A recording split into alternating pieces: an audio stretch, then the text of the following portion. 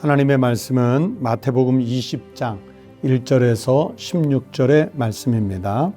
천국은 마치 품꾼을 얻어 포도원에 들여보내려고 이른 아침에 나간 집주인과 같으니 그가 하루에 한 데나리온씩 품꾼들과 약속하여 포도원에 들여보내고 또 제3시에 나가보니 장터에 놀고 서 있는 사람들이 또 있는지라 그들에게 이르되 너희도 포도원에 들어가라 내가 너희에게 상당하게 주리라 하니 그들이 가고 제6시와 제9시에 또 나가 그와 같이 하고 제11시에도 나가보니 서 있는 사람들이 또 있는지라 이르되 너희는 어찌하여 종일토록 놀고 여기 서 있느냐 이르되 우리를 품꾼으로 쓰는 이가 없음이니이다 이르되 너희도 포도원에 들어가라 하니라.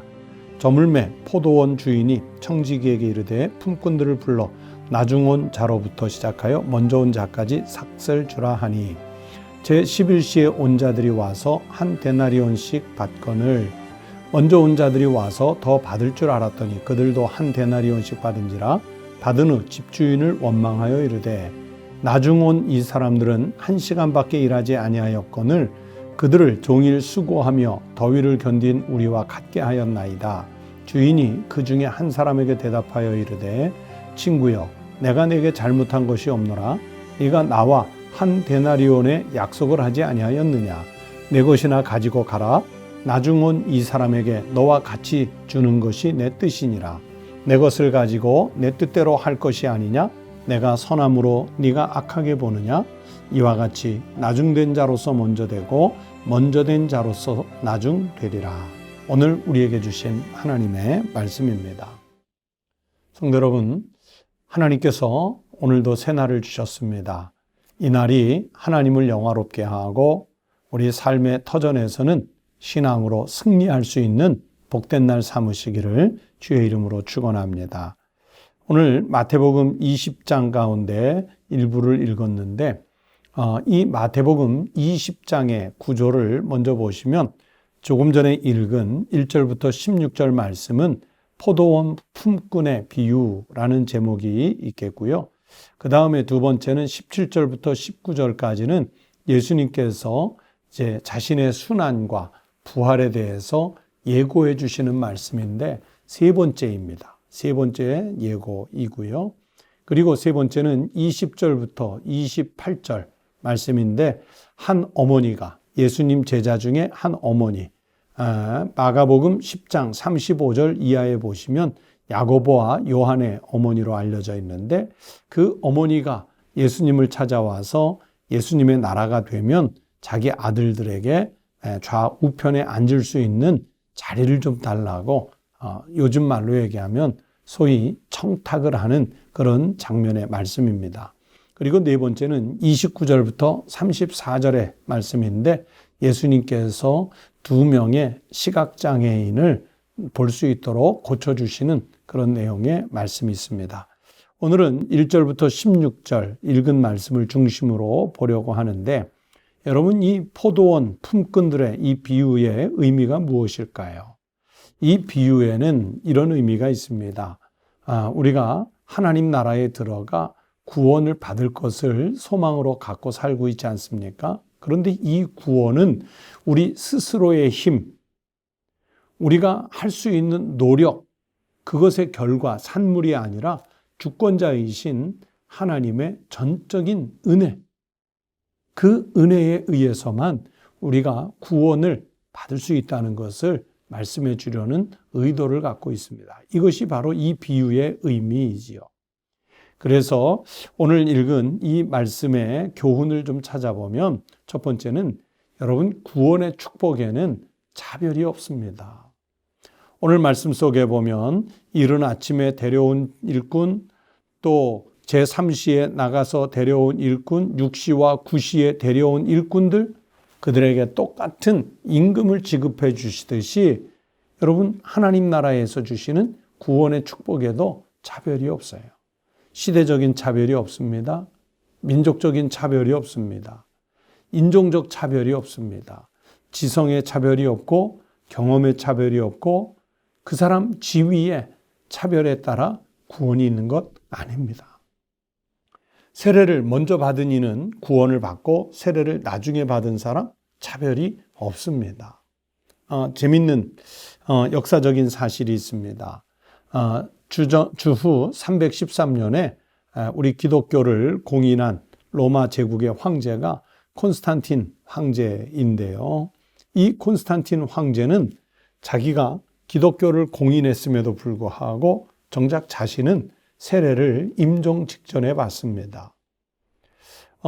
그 일본의 유명한 영문학자이면서 또 우리나라에서도 베스트셀러로 알려진 지적으로 나이 드는 법이라는 책을 쓴 와타나베 쇼이치라는 학자가 있는데, 이 와타나베 쇼이치가 지적으로 나이 드는 법에서 세례의 경제성을 이 콘스탄틴 황제를 들어서 얘기합니다. 일찍에 세례받고 오랫동안 잘 믿어온 사람이나 죽기 직전에 세례받고 구원받고 천국 간 사람이나 하나님 앞에서는 다 동일하다는 거예요. 참 잘 본 겁니다. 잘 본 거예요. 여러분, 이 품꾼에게 어느 시간에 왔든지 동일한 삭슬 준 이 주인과 하나님이 같은 분이시라는 것을 예수님이 말씀하시는 거예요. 골로새서 3장 11절에 거기에는 헬라인이나 유대인이나 할레파나 무할레파나 야만인이나 스구디아인이나 종이나 자유인이 차별이 있을 수 없나니 오직 그리스도는 만유시요 만유 안에 계시니라.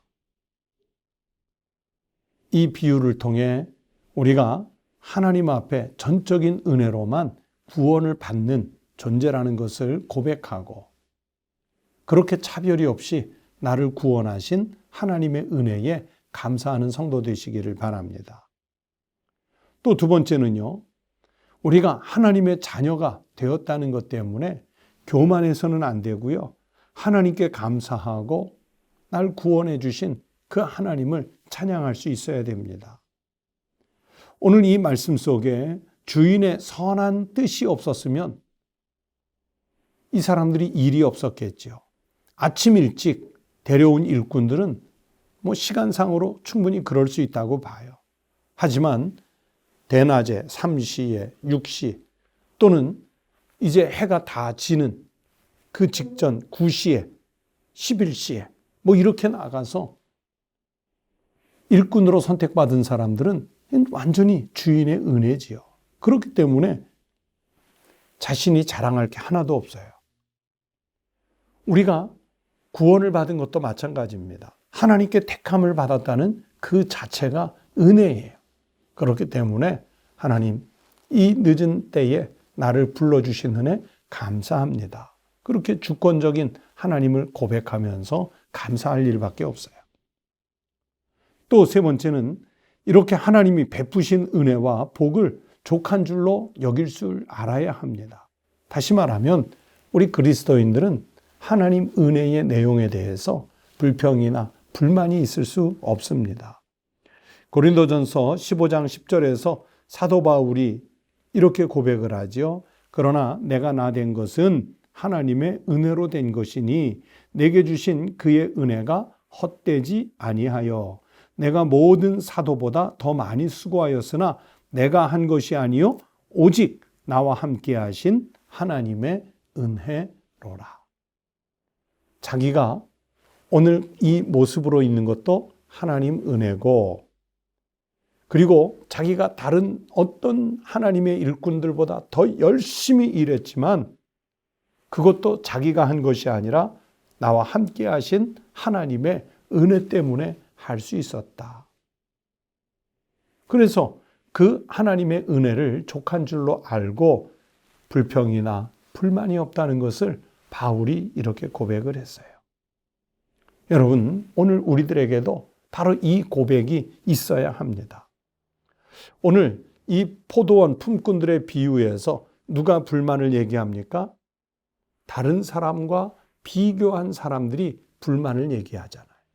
나는 일찍부터 와서 일을 많이 했는데 나보다 늦게 와서 뒤늦게 와서 저렇게 한 데나리온을 받는 사람과 같은 품삯을 받아?